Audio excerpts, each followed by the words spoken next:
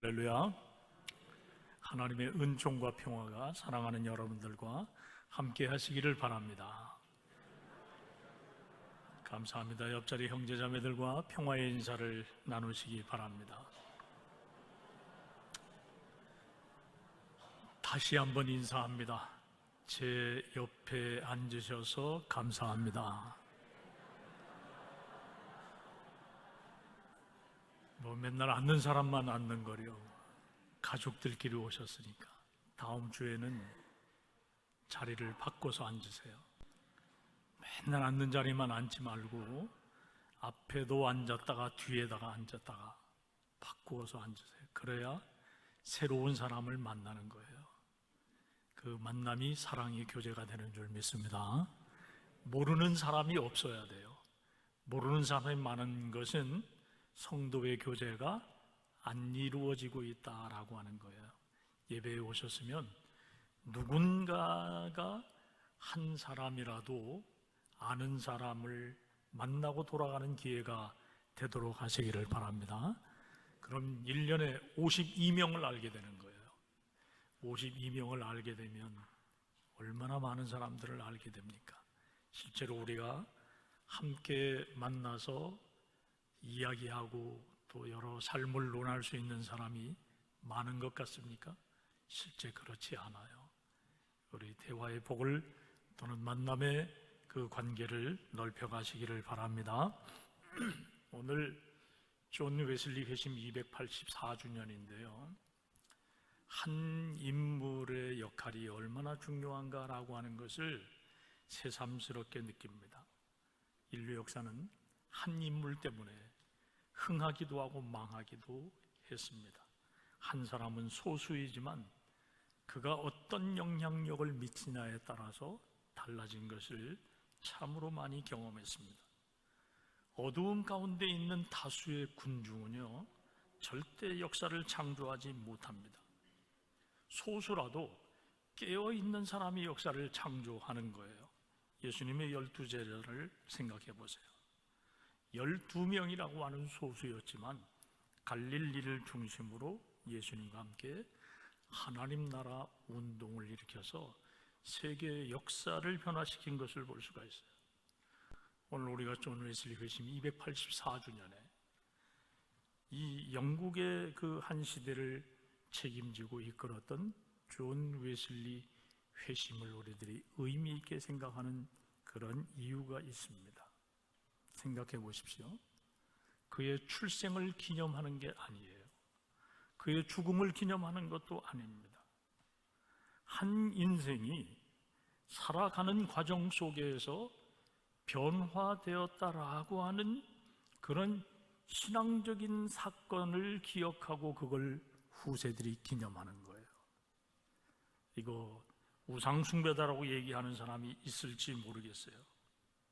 웨슬리는 영국의 산업혁명 시대에 그 시대와 사회를 위해서 하나님이 보내신 선지자였습니다.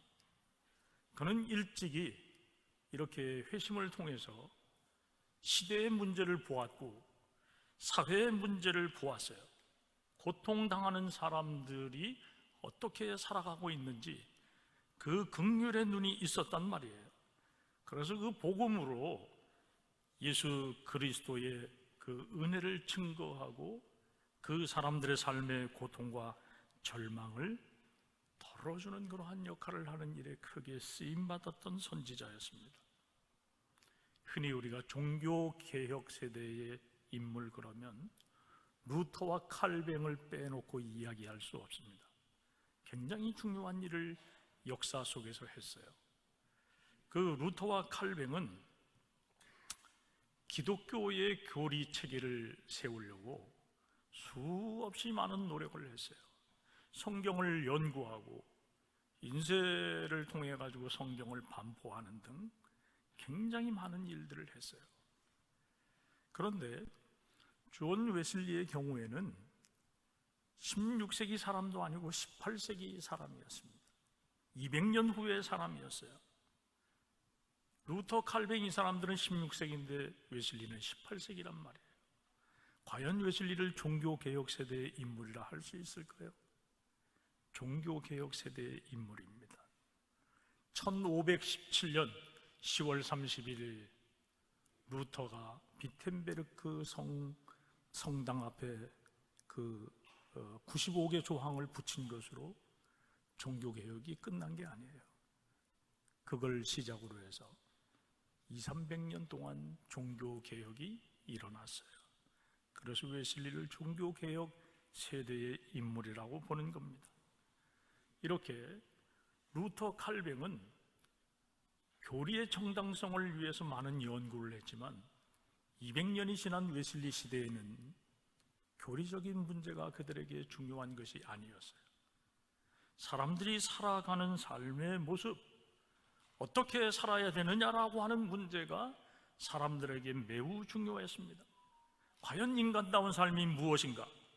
그렇게 시대와 사회 속에서 일어나는 온갖 죄악들, 그 죄악 때문에 고통하고 절망당하는 그러한 이 많은 사람들의 문제를 어떻게 해결해야 되느냐라고 하는 거였어요. 웨슬리가 발견한 것은 인간의 죄악에 관한 문제였습니다. 죄 때문에 고통당하고 절망하고 있는 사람들, 많은 빈부격차를 겪어야 되고 타락과 범죄가 그 사회를 만연시키는 그러한 일들을 바라보았습니다. 부의 모순 같은 것들이 너무 많았단 말이에요. 오늘 존 웨슬리 회심 284주년에 왜 이 한 사람의 회심을 중요하게 여겨야 되느냐라고 하는 거예요. 그간에 웨슬리 회심 주일이 될 때마다 웨슬리에 대한 간단한 이야기를 했어요. 안 한 것 아니에요. 웨슬리가 아버지와 어머니의 철저한 신앙교육을 통해서 자라난 그러한 사람들이었고, 또 뛰어난 이 학문에 대한 열정도 있는 그러한 사람이었고, 그렇게 어린 시절을 보내면서 웨슬리가 부모들의 영향을 많이 받았다라고 하는 이야기는 많이 들었어요. 그런데 웨슬리의 학창 시절을 보게 되면 11살에 런던으로 유학을 떠나게 됩니다. 중고등학교 과정을 공부하러 가게 된단 말이에요. 부모 앞에서 응석을 부리고 사랑을 받아야 되는데 공부를 위해서 런던으로 갔어요. 여기서 본격적으로 공부를 하는데 고전 문학을 좋아했고 라틴어를 공부하고 시와 문학을 공부하는 등 웨슬리가 뛰어난 그 학구열이 있었어요. 훌륭한 그런 이 학업을 했었던 그런 존 웨슬리였습니다.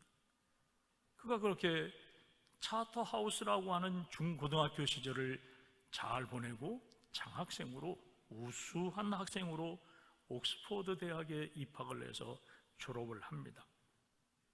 기록에 보니까요, 차터하우스를 다닐 때 있었던 그의 어떤 기억들, 그게 그렇게 좋지 않았더라고요. 무슨 일이 그 어린 시절에 있었나 하면 웨슬리가 굉장히 왜소했대요. 키가 160cm 정도밖에 안 됐다는 거예요. 그래서 난 이런 이야기를 할 때마다 참 기뻐요. 너무너무 기뻐요. 희망이 생기고요. 괜히 클 필요가 없다 이런 생각도 듭니다. 웨슬리가 하여튼 그랬어요. 그렇게 이제 왜소하니까 영국도 한번 그랬던 모양이죠. 덩치 큰 아이들이 괴롭히고 모욕감이 들게 하고 이런 일들이 많이 있었다는 거예요. 그래서 그렇게 큰 학생들이 웨슬리가 먹는 고기를 다 뺏어가는 거예요. 웨슬리는 채식으로 그냥 식사를 할 뿐이었다는 겁니다. 나중에 웨슬리가 자기 건강을 지키는 비결을 채식으로 삼았다는 겁니다. 이 아버지가 이제 멀리 떨어져 있는데 웨슬리가 건강이 별로 좋지를 않아서 폐가 약했대요. 아버지가 학교 교정을 매일마다 3바퀴씩 뛰어라 이런 그 조언을 해서 웨슬리가 그렇게 교정을 뛰었다라고 하는 이야기가 있어요. 그런데 이때 웨슬리의 일기 가운데 보면 이때의 종교생활, 이때의 신앙생활에 대한 이야기를 쓴 게 있어요. 한번 들어보세요. 나는 성경을 읽고 아침 저녁으로 기도를 하였다. 나는 다른 사람들처럼 불량하지 않고 종교에 대하여 선의를 가지며 성경을 읽고 교회에 출석하며 기도함으로 구원받기를 바랐다. 여러분, 중고등학교 시절부터요, 웨슬리가 이미 남달랐던 거예요. 이 정도만 되어도 훌륭한 신앙인이라 할 수 있어요. 이렇게 남다른 웨슬리의 모습을 봅니다. 공부도 잘했지요. 신앙적으로도 어쨌든 갖추려고 꽤 노력하며 중고등학교 시절을 보냈어요. 그런 그에게 과연 회심이 필요할까요? 그의 회심에는 4가지의 회심을 이야기해요. 첫 번째는 종교적인 회심을 이야기합니다. 이 종교적인 회심이라고 하는 게 뭔가 하면 간단한 거예요. 성공의 그 교인이었을 터이니까 기독교, 자기는 기독교인으로 살아가는 사람인 것을 확신하는 겁니다. 이미 대학에 다닐 때 홀리클럽을 만들어서 학생들과 함께 경건 운동도 하고 이렇게 했는데, 왜 웨슬리가 이렇게 나는 종교적으로 기독교인이다라고 하는 것을 분명히 하는 그러한 사건이 필요했겠는가라고 하는 겁니다. 이 기회를 통해서 오직 성경의 사람으로 살려고 많은 노력을 했었던 그런 웨슬리의 신앙생활 일면이 있었다는 겁니다. 이 종교적인 회심은 쉽게 얘기하면 이런 거예요. 우리가 강력한 신앙생활을 하지 않는다고 하더라도 이미 오래전부터 어떤 사람은 모태신앙으로 일평생 신앙생활을 해왔어요. 그냥 주일 지키는 정도로, 교회의 문화가 좋고 교회에서 만난 사람이 좋고 이런 분위기 때문에 나는 기독교인으로 일생을 살아갈 수밖에 없다. 99% 나는 기독교인이다. 이게 종교적인 회심이라고 하는 게 바로 이런 거예요. 쉽게 말하면 모태신앙과 같은 그런 느낌이 웨슬리에게 들었던 겁니다. 이걸 첫 번째로 웨슬리의 종교적인 회심이라 이야기를 해요. 이 단계에 머물러 있는 사람들이 얼마나 많이 있습니까? 우리 가운데도 이런 사람들이 많이 있어요. 다음 두 번째로 올드스케이 거리에서 신앙적인 회심을 하게 되는데, 그의 일기를 통해서 이런 내용들이 나오는 겁니다. 1738년은요, 이 존 웨슬리가 35살, 36살 그때예요. 1703년생이니까. 그러니까 30대 중반에 은혜 받으려고 무척 애를 썼었던, 저도 가만히 생각해 보니까 이때에 원주에서 목회할 때 은혜 받으려고 꽤나 몸부림쳤던 것 같아요. 1738년 5월 24일 저녁 8시 45분 시간까지 기록을 해요. 그리스도인으로 거듭나는 그러한 체험을 합니다. 길거리를 걸어가는데 어떤 한 그 건물에서 모임이 있는 것을 발견하게 됩니다. 뭘 하나 가봤어요. 의지가 있어서 간 건 아닙니다. 우연히 간 거예요. 그런데 어떤 사람이 앞에서 루터가 쓴 로마서 주석 서문을 읽는 거예요. 머릿말을 읽더라 이런 얘기예요. 그런데 의인은 오직 믿음으로 말미암아 살리라, 이 말씀에 웨슬리가 부딪혔어요. 이상하게 마음이 뜨거워짐을 느꼈다라고 그렇게 이야기하고 있는 것을 봅니다. 말씀에 충격을 받은 거예요. 존 웨슬리가 이 말씀을 그날 처음으로 들었던 말씀이겠어요? 웨슬리는 공부도 잘했지만 신앙적인 열심도 남달랐던 사람이었어요. 그런데 그 말씀을 듣는 순간에 마음이 뜨거워졌다는 거예요. 진정으로 한 사람의 그리스도인으로 거듭나는 그런 사건이 되었다라고 하는 겁니다. 그런데 이 올드스케이트의 체험이 웨슬리의 전부를 이야기하는 것은 아니라는 겁니다. 이 체험도 초보적인 단계의 체험이었다는 거예요. 우리 그래요.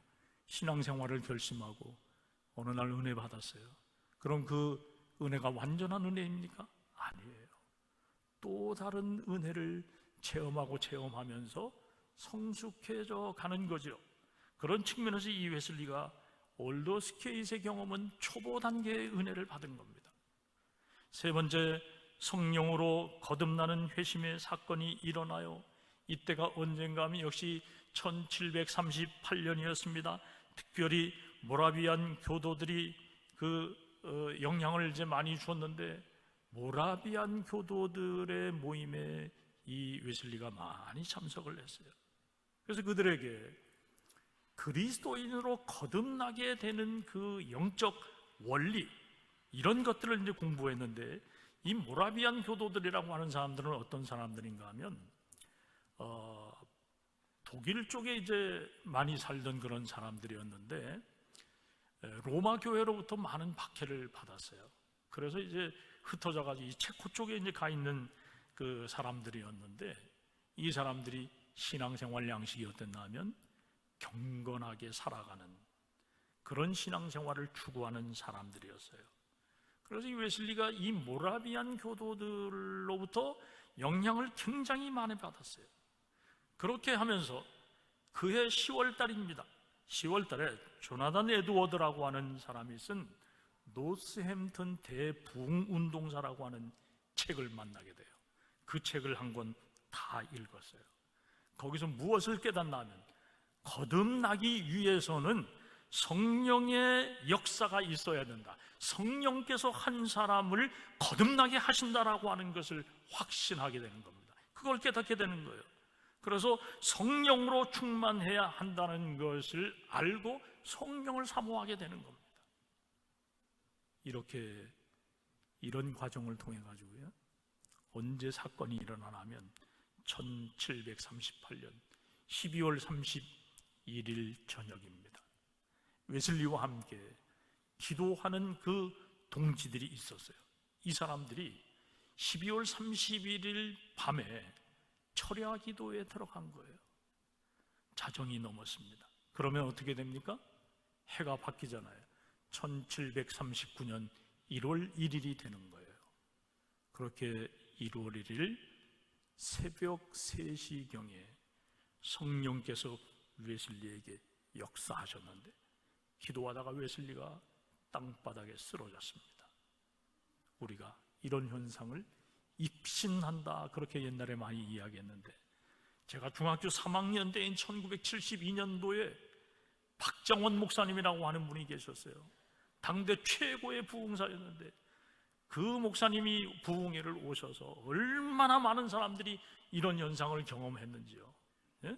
엄청났어요, 이런 현상이. 저도 목회하면서 한번 경험을 해봤는데, 서울에서 목회할 때 부흥회 할 때였습니다. 새벽 집회가 끝나고 한 분이 이 시멘트 바닥에 앉아가지고 무릎을 꿇고 기도를 하더라고요. 그런데 그 예배당이 경사가 이렇게 졌어요. 신발을 신은 채 무릎을 꿇고 기도하는데, 그 모습 자체가 너무 아름답고 참으로 귀해서 가서 제가 안수 기도를 했어요. 그랬더니 이 권사님이 신발을 신고 무릎을 꿇은 채로 그냥 뒤로 넘어가는 거예요. 그래서 상당한 시간을 그렇게 하고 이제 있었던 그런 경험이 있는데, 성령께서 역사하시면요, 내가 내 몸을 내 마음대로 주장하지 못해요. 절여놓은 것 같은 그런 느낌? 예? 꼼짝하지 못하면서 성령이 역사하면, 웨슬리가 이런 현상을 경험한 거예요. 그래서 성령을 모독하면 안 되는 겁니다. 성령의 역사, 그 현상 자체를 부정해서도 안 되고요, 사모하는 여러분 되시길 주님의 이름으로 축원합니다. 성령을 사모해야 돼요. 성령이 교회를 이끌어 가시고 성령이 교회 일을 하게 하시는 거예요. 웨슬리가 올더스케이 경험을 통해서 종의 믿음에서 아들의 믿음을 갖게 되었습니다. 중요한 변화예요. 이 체험을 통해서 아들의 자격을 갖추었는데, 문제는 아들로서 어떤 능력을 나타내느냐라고 하는 걸 갖추지 못했다는 겁니다. 그래서 그런 올더스케이스의 체험을 하고 난 이후에 다시 침체되는, 심령이 침체되는 그런 경험을 해요. 그래서 불안하고 두렵고 의심하게 되는 여러 가지 시험을 겪게 됩니다. 사도 바울이 오호라 나는 곤고한 자로다, 이렇게 얘기한 것처럼 이 존 웨슬리도 그런 심령의 상태가 된 겁니다. 비로소 이 성령을 체험하고 난 다음에 성령께서 자기 자신을 주관하시고 인도하신다라고 하는 확신을 갖게 되는 그런 놀라운 사건이 일어나요. 그렇게 기쁨을 가지고 충만한 은혜 속에서 교구 목사로, 그러니까 영국 성공의 목사이지요. 영국 성공의 목사로 잘 목회를 해가고 있는데 어느 날 또 한 번의 기회가 왔습니다. 그 기회가 뭔가 하면 1739년 4월 1일입니다. 조지 휘필드라고 하는 야외 설교가가 웨슬리에게 야외 설교를 요청하는 거예요. 웨슬리가 별로 그렇게 하고 싶은 마음이 없었는데 이 요청에 응했습니다. 설교의 대상자가 누구였나 하면 광부들이었습니다. 광부들을 대상으로 설교하면서 이 웨슬리가 하나님께서 자기에게 강력하게 역사하시는 체험, 그걸 다시 한번 하게 됩니다. 그 강력한 역사가 뭔가 하면 광부로 고통당하고 있는 그 시대 사람들의 삶의 문제를 생각하면서 그 사람들을 위한 헌신을 해야 되겠다라고 하는 마음이 강력하게 드는 거예요. 사명을 위한 회심이 일어나게 된 겁니다. 교회 밖에서 고통을 겪고 있는 사람이 이렇게 많은 줄 몰랐어요. 그들이 구원의 복음을 기다리고 있다라고 하는 사실도 몰랐어요. 비로소 하나님은 그들을 구원하시기를 원하고 계신다라고 하는 것을 그 광부들에게 설교하면서 다시 한번 깨닫게 되었다는 겁니다. 이게 그의 인생의 대변혁을 일으키게 된 계기였는데, 그래서 그는 교회 자체의 존립을 위해서 존재하는 것이 아니며 교인만을 위해서 존재하는 것도 아니다라고 하는 것을 깨달아요. 교회 밖에 수많은 영혼들이 지금 죽어가고 있는데 그리스도에게로 이 사람들을 인도해야 될 어떤 책임과 사명이 있다라고 하는 것을 깨닫는 거예요. 그러니까 우리가 웨슬리의 그 어떤 목회적인 생각, 그의 선지자적인 활동을 들여다보면요, 얼마나 폭이 넓었는지 몰라요. 오늘의 이 기독교인들처럼 좁은 우물한 개구리처럼 이렇게 신앙생활하는 그런 어떤 그 지도력을 나타내지 않았다라고 하는 거예요. 오늘 말씀이 강조하는 바가 뭔지 한번 보세요. 모든 사람이 죄를 범했다는 겁니다. 모든 사람이 죄인이에요. 웨슬리를 비롯한 모든 사람이 죄인입니다. 이 이야기는 모든 사람이 죄로부터 구원받아야 된다라고 하는 당위성이 여기서 성립이 되는 거예요. 그러죠? 구원받아야 되는 사람이 이미 정해져 있는 것이 아니에요. 누구는 구원받아야 되고 누구는 구원받을 수 없고, 이게 정해져 있는 것이 아니라는 겁니다. 구원의 길은 누구에게나 다 열려 있다는 이런 이야기예요. 하나님은 거듭나게 하시고 성령을 물붓듯이 부어주시는 그런 위로를 웨슬리에게 해주실 뿐만 아니라 능력을 그에게 주셨어요. 그리스도 밖에 있는 영혼들의 고통을 보게 하셨어요. 지옥으로 갈 운명에 처해 있는 영혼들을 주님에게로 인도해야 된다라고 하는 분명한 사명감을 깨닫기 시작했습니다. 하나님은 이 일을 매우 기쁘게 여기신다라고 하는 것을 웨슬리가 확실하게 체험했어요. 예수 그리스도의 속량이 무엇입니까? 그 속량은요, 값없이 주시는 은혜라 그랬어요. 인간이 무엇을 했기에 주시는 은혜가 아니라는 거예요. 이걸 우리들이 체험할 때 감격하고 통회자복하고 내 모든 것을 들여 주님께 헌신하고자 하는 그런 결단도 생기는 겁니다. 이거 우리들이 다 체험하고 우리들이 이렇게 살아야 된다는 겁니다. 웨슬리가 이런 과정을 통해서 복음 전도에 자기 삶을 던지는 그런 인생을 살았어요. 성령으로 충만케 하시고 하나님이 능력으로 채워주시는 것을 확실하게 체험하고 난 다음에 이 사명을 감당하려고 존 웨슬리가 자기 전 생애를 바쳤던 것을 볼 수가 있어요. 은혜 받고 그 은혜를 누군가에게 흘려보내지 않으면 진정한 그리스도인이라 말할 수 없다는 겁니다. 참된 믿음이라 말할 수 없어요. 이런 측면에서 오늘 우리가 웨슬리의 그 복음 전도에 대해서 늘 생각을 해오고 있습니다만은, 이 웨슬리의 복음 전도에 있어서 중요하게 여겨야 되는 것 하나가 뭔가 하면 그의 시각이 참으로 넓었다라고 하는 겁니다. 결코 좁지 않았다는 거예요. 오늘 이 한국 교회가 세상을 바라보는 어떤 그런 시각과 존 웨슬리가 나타냈었던 그런 신앙의 시각을 생각해 보면 너무도 차이가 있어요. 영국 사회는 18세기가 산업혁명이 주도하던 그런 사회였습니다. 산업혁명이라고 하는 것은 부를 소유하게 하는 그런 그 중요한 역할을 이제 하게 되는데, 그렇게 되면서 사람들이 부를 남용하게 되었어요. 그 많은 부 때문에 타락한 그러한 모습을 너무 많이 나타냈어요. 영국 사회가 이 돈 문제 때문에 몸살을 앓는 그러한 일들이 너무 많아졌어요. 그래서 돈을 바르게 사용해라, 그 돈을 어떻게 사용해야 되느냐라고 하는 문제에 대해서 웨슬리가 강력하게 지적을 했을 뿐만 아니라 사회 경제적인 무슨 문제에 대해서 과감하게 메시지를 전하는 그런 웨슬리의 예언자적인 선언들을 우리가 참으로 많이 봅니다. 밀, 그 사람들의 주식이잖아요. 밀을 부유한 사람들이 말 먹이로 사용을 했다는 겁니다.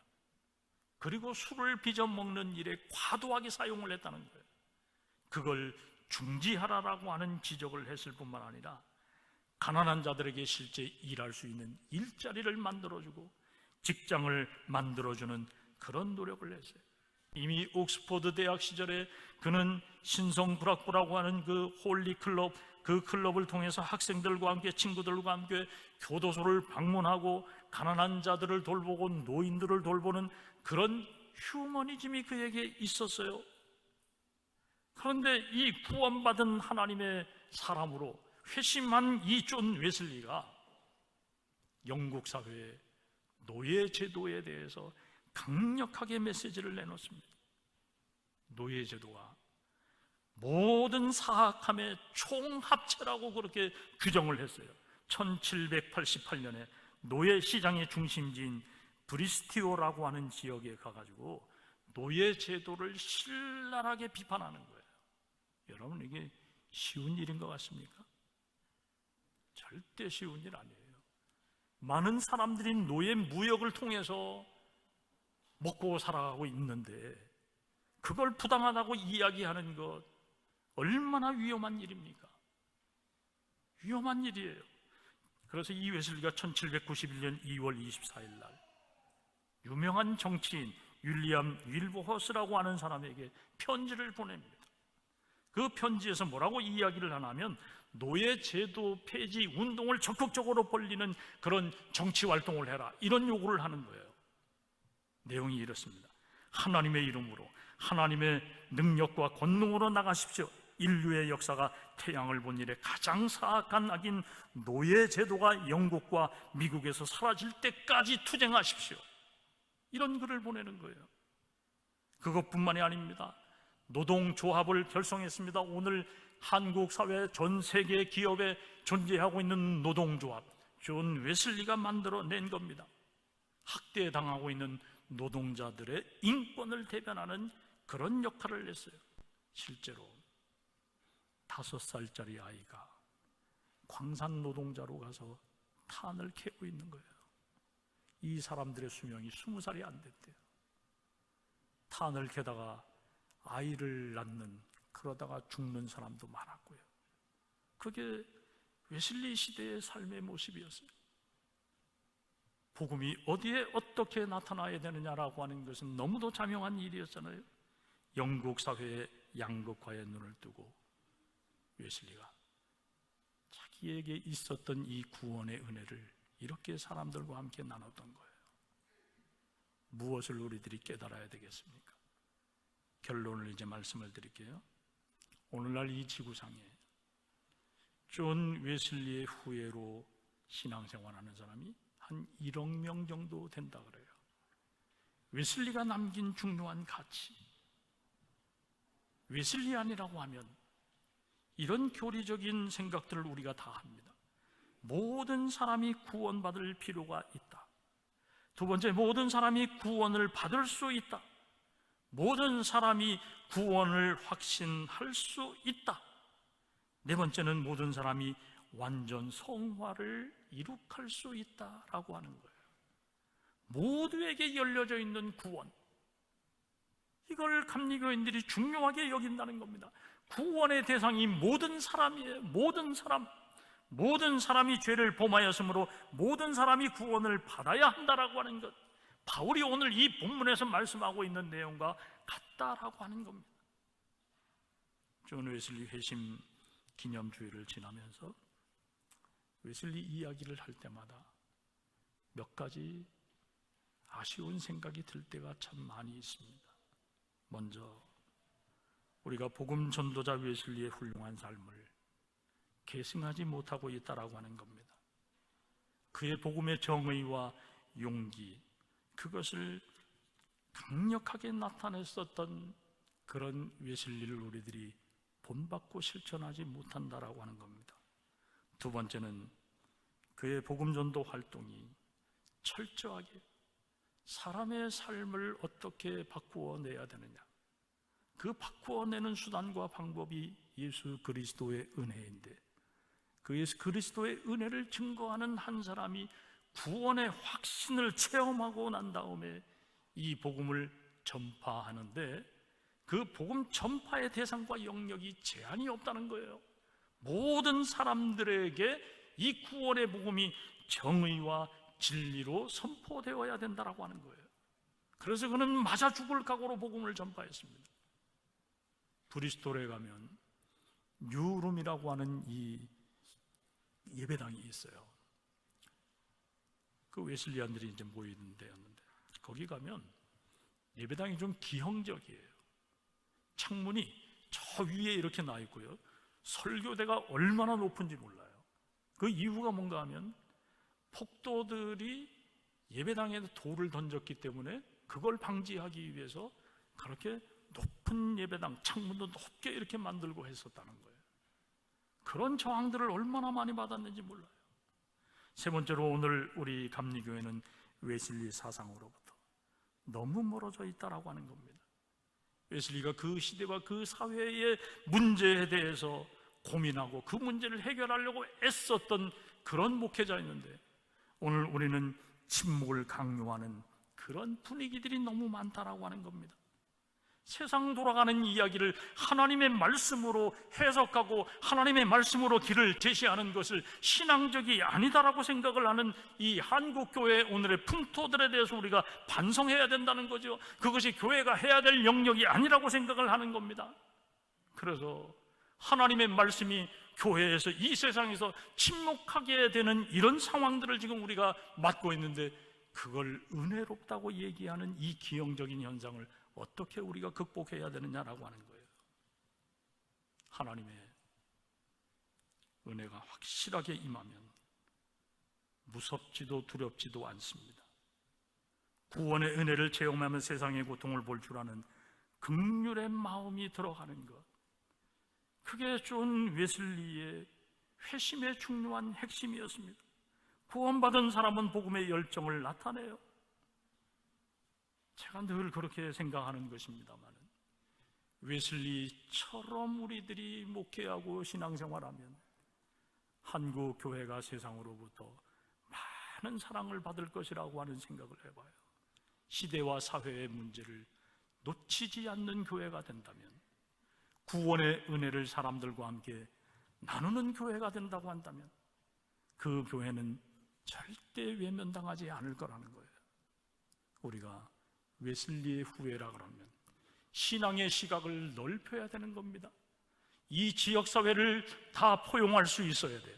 지역사회와 깊은 관계를 할 수 있어야 된다는 겁니다. 지역사회가 필요로 하는 것에 응답해야 되고, 지역사회의 요구가 바르고 틀린 것인지 분별할 수 있는 역량이 우리에게 있어야 되고, 그걸 지적하고 판단하고 고쳐줄 수 있는 영적 리더십이 우리에게 있어야 돼요. 세상과 담산 교회, 복음을 온전히 전파하지 못하는 겁니다. 그런 구원의 은혜가 오늘 우리 온 교회 안에 충만해서 존 웨슬리 회심 284주년에 우리들이 웨슬리 후예로 부족함이 없는 믿음 생활이 이루어지도록 하시기를 주님의 이름으로 축원합니다.